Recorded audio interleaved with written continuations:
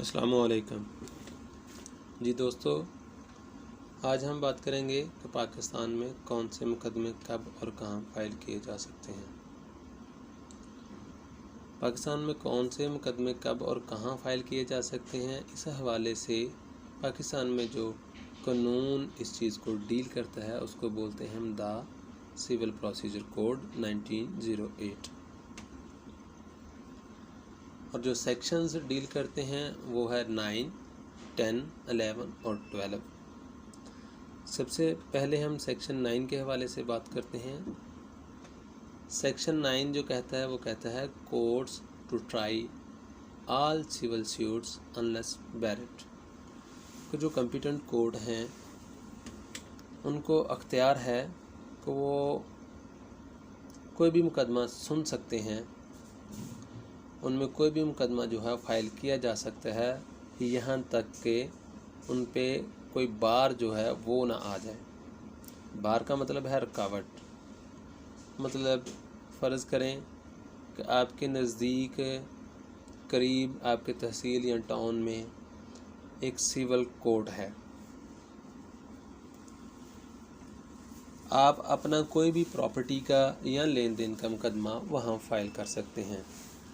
लेकिन अगर उस कोर्ट के ऊपर कोई बार है, लेट्स सपोज अक्सर क्या होता है कि हमारी जो टाउन की अदालतें होती हैं जहाँ पे मोस्टली सिविल जजेस बैठते हैं, वो तकरीबन उन पे लिमिटेशंस होती हैं कुछ। अगर हम क्रिमिनल में बात करें तो क्रिमिनल में ऐसा होता है कि ऐसे मुकदमात जिनमें 7 साल से ऊपर की सज़ा दी जा सकती हो, वो केसेस उस अदालत में फ़ाइल नहीं हो सकेंगे। मतलब जो आपकी करीबी अदालत है, या जो मर्डर केसेस हैं, रॉबरी है, डकैती है, मतलब जिनमें 7 साल से ज़्यादा सज़ा जो है कानून के मुताबिक दी जानी हो। अक्सर जो तहसील या किसी टाउन में कोर्ट्स होते हैं, वहाँ पे ये एक जो अदालतें हैं उनके अपने बनाए हुए कवानीन होते हैं, ये उसके मुताबिक वो केस फाइल नहीं किया जा सकता। और सिविल सूट में, और जो सिविल सूट्स होते हैं, सिविल मुकदमा जात होते हैं, उसमें अक्सर जो है वो बार ये होती है कि अगर इतनी मालियत का केस है तो ये जो है सिविल जज के पास फ़ाइल नहीं किया जाएगा, ये सीनियर सिविल जज के पास फ़ाइल होगा, या सेशन जज के पास फ़ाइल होगा, या हाई कोर्ट में। मतलब अब कुछ इलाका जाते हैं पाकिस्तान के जहाँ पे अक्सर ये है कि अगर 50 करोड़ का आपका केस है तो आप डायरेक्ट हाई कोर्ट में पिटीशन फ़ाइल कर सकते हैं, अपना दावा दायर कर सकते हैं। तो सेक्शन 9 जो है वो प्योरली डील करता है, मतलब उसका मकसद ये है कि आपका जो केस है ना वो लोएस्ट कम्पिटेंट कोर्ट में ही फ़ाइल होगा, लेकिन अगर कोई बार है तो फिर आप जो ऊपर वाला फॉरम है उसे अप्रोच कर सकते हैं। आई होप कि ये पॉइंट आपको क्लियर हो चुका होगा। नेक्स्ट जो हमारा सेक्शन है वो है स्टे ऑफ सूट के मतलब सेक्शन 10।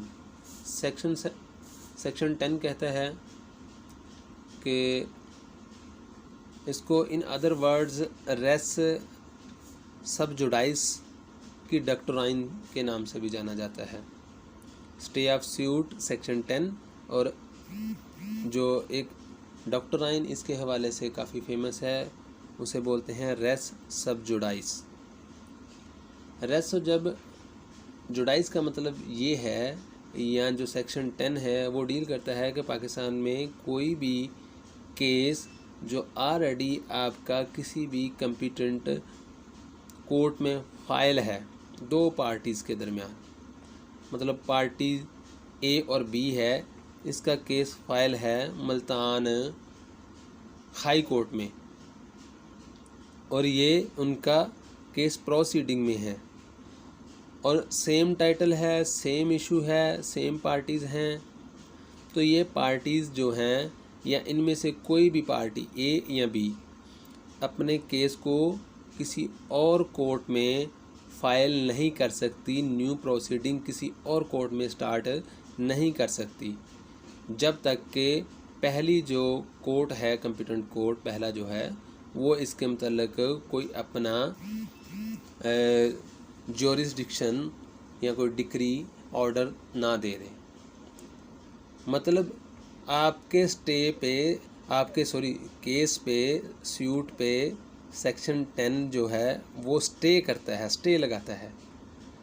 यानी आपका अगर जो केस है ना वो पेंडिंग है, सेम इशू है, सेम टाइटल है, सेम पार्टीज़ हैं, तो जब तक पहला केस जो है वो डिसाइड नहीं हो जाता तो आप किसी और कोर्ट में उसी इशू पे नया केस फाइल नहीं कर सकते। इसके अलावा हमारा जो नेक्स्ट सेक्शन है वो है रेस जुडिकाटा। रेस जुडिकाटा का मतलब है कि अगर आपका केस किसी एक कोर्ट, मतलब सिविल कोर्ट है, उसमें डिसाइड हो गया है, उसकी डिक्री जजमेंट जारी हो गई है, तो आप सेम पार्टीज़ हैं, सेम इशू है, सेम टाइटल है, तो अगर आपका केस जो है डिसाइड हो चुका है तो दोबारा आप उसी इशू पे नया केस फाइल नहीं कर सकते। मतलब दोबारा आप न्यू सिरे से, स्टार्ट से केस फाइल नहीं कर सकेंगे। अगर आपका एक केस डिसाइड हो गया है तो आप उसका नेक्स्ट स्टेप आप ले सकते हैं। नेक्स्ट स्टेप मतलब आप अपील में जा सकते हैं, रिव्यू में जा सकते हैं, रिवीजन में जा सकते हैं, लेकिन न्यू केस फाइल करने का मतलब कि आप एक स्टेप पीछे आना चाहते हैं तो वो पॉसिबल नहीं है। कानून कहते हैं कि एक दफ़ा अगर आपका केस जो है उसका फ़ैसला हो गया है तो आप उस फैसले की बिना पे नेक्स्ट जो अपर लेवल के स्टेप हैं उस तरफ मूव करेंगे, जो स्टार्ट के या शुरू से स्टेप हैं वहाँ पे नहीं आ सकते। मतलब समटाइम होता है ना कि बंदा कहता है कि मेरे हक़ में ये फ़ैसला नहीं आया, मैं ऐसा करता हूँ किसी और कोर्ट में दोबारा से नया केस फाइल कर देता हूँ, तो ऐसा नहीं है। मतलब सेक्शन 11 के मुताबिक बार है, रुकावट है, तो आप नया केस फाइल नहीं कर सकेंगे। इसके अलावा फर्दर जो हमारा नेक्स्ट सेक्शन है वो है section 12 bar to further suit. Bar to further suit का मतलब ये है कि आप समझते हैं कि आपके ख़िलाफ़ एक डिक्री या जजमेंट जो है वो जारी कर दी गई है और उसमें जो है एलिमेंट्स हैं 3: plea of fraud, misrepresentation और want of jurisdiction. Want of jurisdiction का मतलब ये कि कोर्ट कंपिटेंट नहीं थी तो उसने आपके ख़िलाफ़ फ़ैसला दे दिया है, या और कोई ज्यूरिसडिक्शन के हवाले से इशू थे तो कोर्ट ने आपके ख़िलाफ़ ऑर्डर दे दिया है, तो अब आप समझते हैं कि आपका राइट बन गया है कि आपके ख़िलाफ़ गलत फ़ैसला आया है तो आप केस न्यू फाइल कर सकें।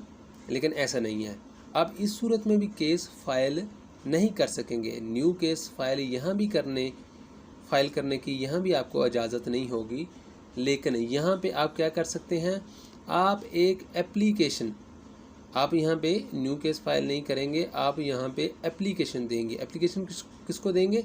सेम कोर्ट को। और जो आपकी एप्लीकेशन होगी वो होगी सेम कोर्ट को। मतलब सेम कोर्ट वो अदालत जिसने आपके ख़िलाफ़ डिक्री या जजमेंट जारी की है, और वो आपकी एप्लीकेशन हो सकती है रिवीजन की, रिव्यू की,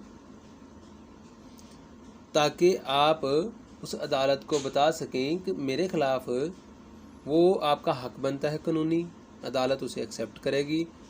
उस एप्लीकेशन में आप अदालत को ये चीज़ मैसेज उसमें कन्वे करेंगे एप्लीकेशन के थ्रू या अपने जो वकील के थ्रू, कभी मेरे ख़िलाफ़ ये जो डिक्री या जजमेंट आई है ना, इसमें जो है प्ली ऑफ फ्रॉड का एलिमेंट मौजूद है, मिस रिप्रेजेंटेशन है, या मुझे वांट ऑफ ज्यूरिसडिक्शन चाहिए, मैं सेटिस्फाई नहीं हूँ, इसमें ये जो चीज़ें थी गलत थी और ये जो है, या मेरे पास लेट्स सपोज फ़र्ज़ करें कि मेरे पास कोई हक़ाइक़ जो हैं मुझे बाद में कुछ पता चले हैं, तो बराए मेहरबानी मेरे केस को दोबारा रिव्यू करें। तो वो इस सूरत में भी मतलब अदालत आपका केस रिव्यू करेगी, दोबारा उस केस को देखेगी। अगर आपके हक़ में फ़ैसला आना होगा तो वो दोबारा डिक्री या जजमेंट आपकी फ़ेवर में दी जा सकती है, लेकिन आप केस नए सिरे से फ़ाइल नहीं कर सकते। तो इन सब सेक्शंस का जो मकसद है वो ये मकसद है कि ऐसा ना हो कि कोर्ट का और जो लोग होते हैं उनका कीमती वक्त ज़ाया हो। अब आपको आई होप कि ये सारी चीज़ें क्लियर आ गई होंगी। इसमें से दोबारा मैं थोड़ा सा रिपीट कर देता हूँ कि जो सेक्शन 9 है CPC का, सिविल प्रोसीजर कोड का, वो कहता है कि आप अपना जो सिविल केस है वो कहीं भी फ़ाइल कर सकते हैं लोएस्ट कॉम्पिटेंट कोर्ट में, जो बिल्कुल आपके नज़दीक है, या जहां आपका जो इशू है, इंसिडेंट है, वो वाक़या हुआ हो, या जहां आपकी प्रॉपर्टी है, या जहां आपका एग्रीमेंट हुआ है, या जहां पे आपका वो प्लेंटिफ रहता है। तो अगर ये सारे एलिमेंट मौजूद हैं या इनमें से कोई एक एलिमेंट भी मौजूद है तो आप लोएस्ट कॉम्पिटेंट कोर्ट में अपना केस फाइल कर सकते हैं पाकिस्तान में। लेकिन सेक्शन 9 बताया उसने कि आप अपना केस फाइल कर सकते हैं, लेकिन सेक्शन 9 के अलावा आगे जो 3 सेक्शन बताए हैं उसने कहा है कि नहीं भाईजान, अगर ये 3 इशू हैं, 3 मसले हैं, तो आप केस फाइल नहीं करेंगे, मतलब नया केस फाइल नहीं करेंगे। आप फिर इस प्रोसीजर इन सेक्शंस के लिहाज से डील करेंगे। मतलब सेक्शन 10 स्टे ऑफ सूट, जिसे हम रेस सब जुडाइस कहते हैं, कि अगर आपका पेंडिंग केस है तो नया केस फाइल नहीं होगा। अगर रेस जुडिकाटा है, यानी कि आपका केस अगर डिसाइडेड हो चुका है एक कोर्ट से, तो आप प्रीवियस स्टेप नहीं ले सकते, नेक्स्ट स्टेप लेंगे, रिव्यू में जाएंगे, रिवीजन में जाएंगे, या अपील में जाएंगे।